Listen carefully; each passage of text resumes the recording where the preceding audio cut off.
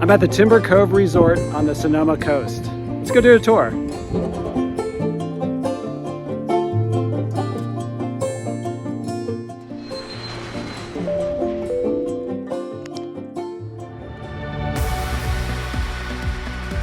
Getting here is half the fun. The drive down the coast is stunning. Almost as beautiful as the drive through Big Sur south of San Francisco. The roads are super windy in places, so do not wine taste and drive here. So the resort is about an hour drive from Sonoma wine country. It's pretty isolated, so you'll probably be having all your meals here. The Timber Cove Lodge is a 46-room boutique hotel on the Sonoma coast. It was built in 1963, so it has this kind of modernist, mid-century architecture vibe. It's been tastefully redone. The architect was influenced by Frank Lloyd Wright. You can really see that throughout the property.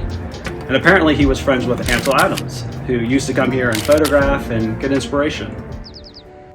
So for me, the highs are the architecture, the renovation, and the setting.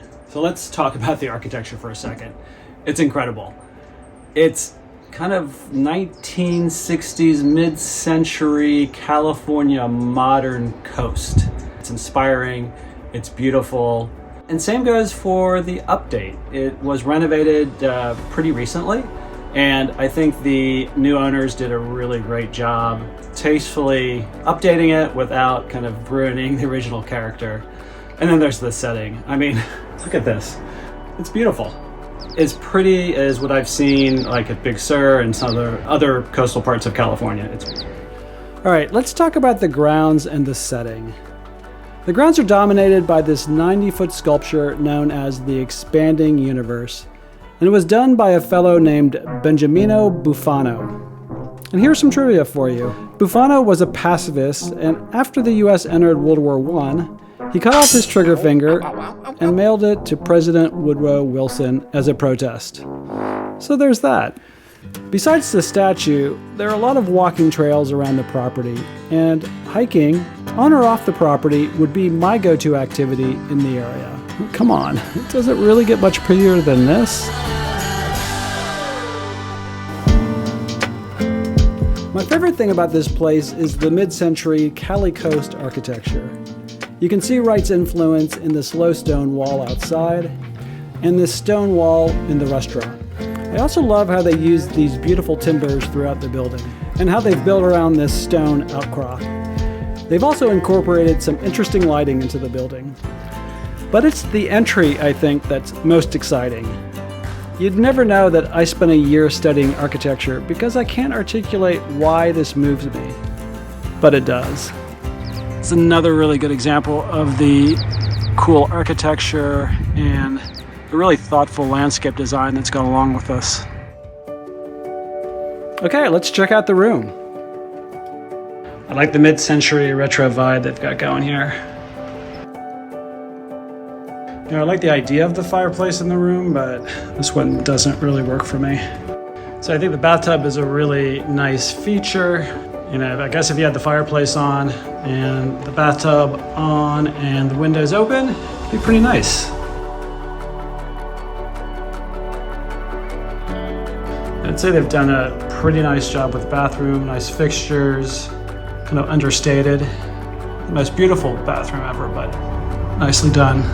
All right, for those of you who are shy, you can leave these doors open, close them a little bit, or have some alone time.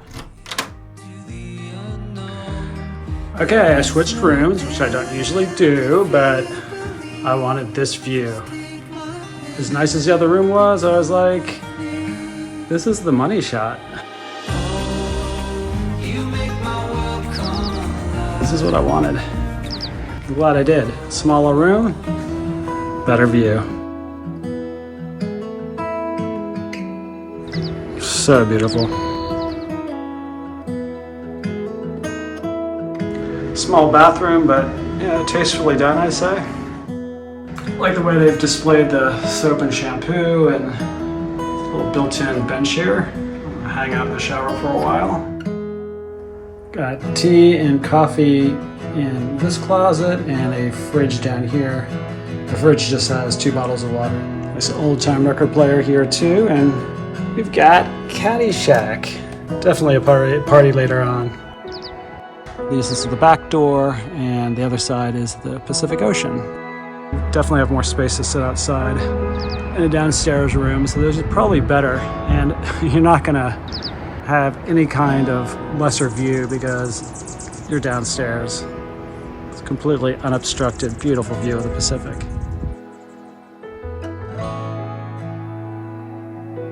There's a sense of calm that comes over the Timber Cove Lodge at sunset.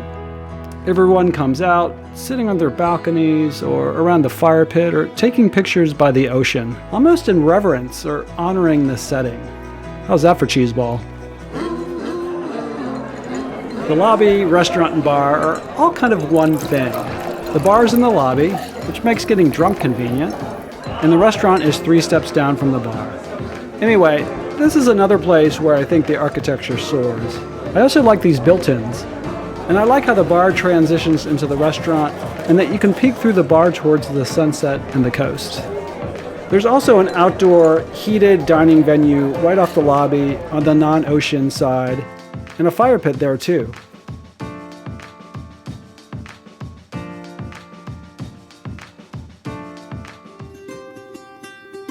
Okay, I only have 2 lows. The first is the pillows. I'd give them a 5 out of 10.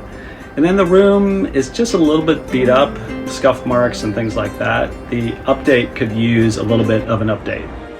So what else do you need to know? In terms of price, this is a mid-range option. There's a pretty decent gym with a view. I guess it's pet friendly. You can bring your baby furball for a pretty steep pet fee of $150. Okay, let's do some ratings. They get an 8 for accessibility. There's wheelchair access between the major indoor areas, plus 3 accessible rooms. But getting around the rest of the grounds would be tough. I'll give them a 6 for sustainability. There's a free electric car charger.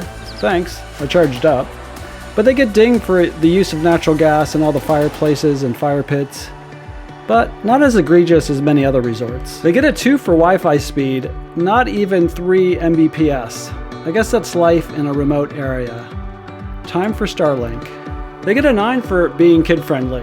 Kids are welcome, and there's a bunk room option that would be fun with kids. The hotel has board games and ping pong, pool, and foosball, but they lose a point for not having a pool. We're recommending the Timber Cove Lodge for its magnificent setting and great architecture. I think it's worth a trip out from wine country. Remember, we're supported by our viewers, not the hotels we review.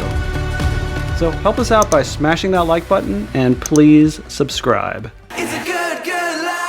Besides this hotel, we have 5 other hotel recommendations that we're making for Sonoma and Napa, plus 2 bonus videos. The first is an overview of what to do, when to come, with short teasers for all the hotels we're recommending in this area.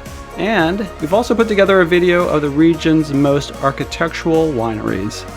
If you're into design, prepare to drool. And if you want even more detailed information about this hotel, there's a link below to our website where you can grab a free downloadable PDF. See you in the next video.